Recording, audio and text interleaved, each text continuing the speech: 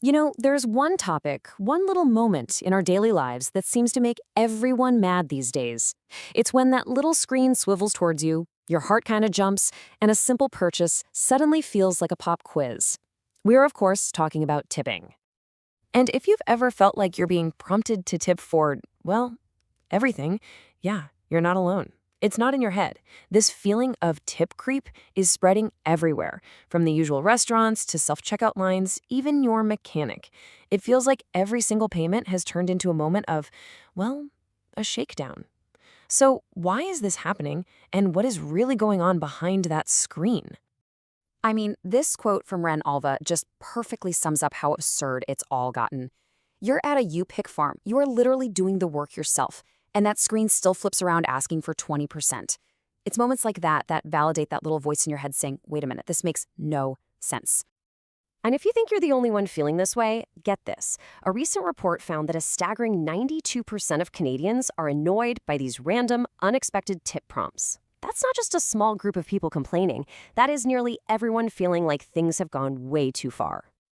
All of this frustration, it's really brought us to a breaking point, or a tipping point, if you will.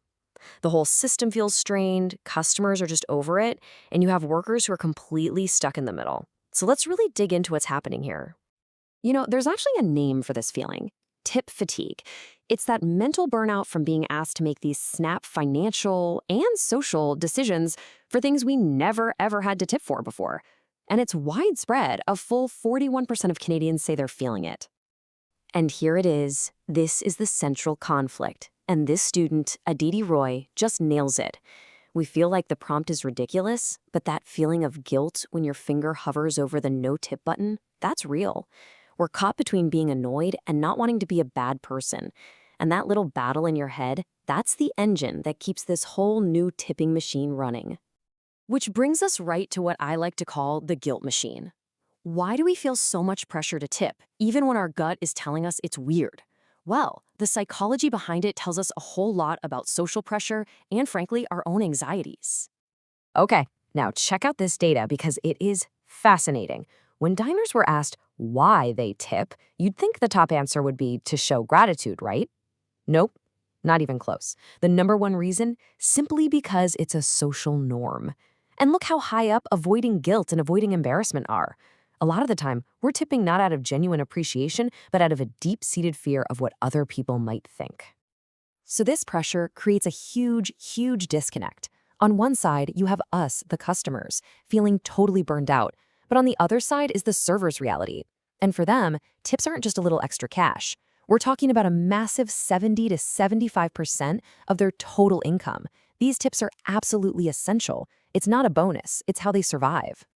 This massive tension has led some businesses to try something, well, something pretty radical: just getting rid of tips altogether.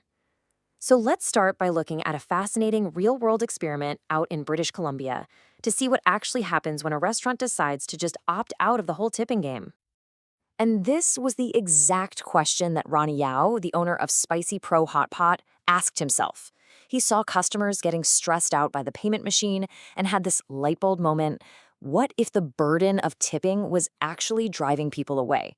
So he decided to just remove the burden. And the result? It totally worked. After he announced his restaurant was going no tip, he saw a significant increase in customers. It turns out that by getting rid of that final, awkward, guilt-ridden moment of the meal, he actually made his business more successful. And Spicy Pro isn't some weird one-off. Other places in BC, like Folk Restaurant and Cow Dog Coffee, are doing similar things. They basically just build the true cost of paying their employees a good wage right into their prices. And the goal is to give their staff something tipping never can: a stable, predictable paycheck, whether it's a busy Friday or a slow Tuesday. Okay, so that's a cool success story in BC. But what happens when you try this in one of the biggest, most cutthroat restaurant markets in the entire world? Well, let's jump over to New York City for a very, very different story. Back in 2015, the legendary restaurant owner Danny Meyer announced this huge, ambitious plan. He was going to get rid of tipping in all 13 of his restaurants, and the reason was actually really noble. He wanted to fix this insane pay gap where his servers' income had shot up over 300%, while the cooks in the back had only seen a 25% raise. But great intentions met a really harsh reality. As Aaron Moran, one of the executives at Myers Company, admitted, the whole thing was way harder than they thought. Their plan to totally re-engineer the finances of a restaurant empire, well, it hit some major snags. And challenging might be an understatement. This grand experiment, it pretty much failed. Big time. Unlike in BC, the results here were a disaster. His best, most experienced servers quit because their take-home pay dropped. Customer numbers went down. The New York experiment really showed us that you can't just flip a switch and undo decades of how people are paid, especially if it means a pay cut for your best employees.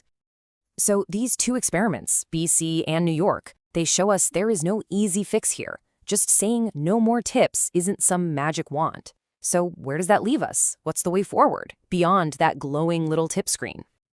Well, out of all this chaos, three main ideas are starting to gain some steam.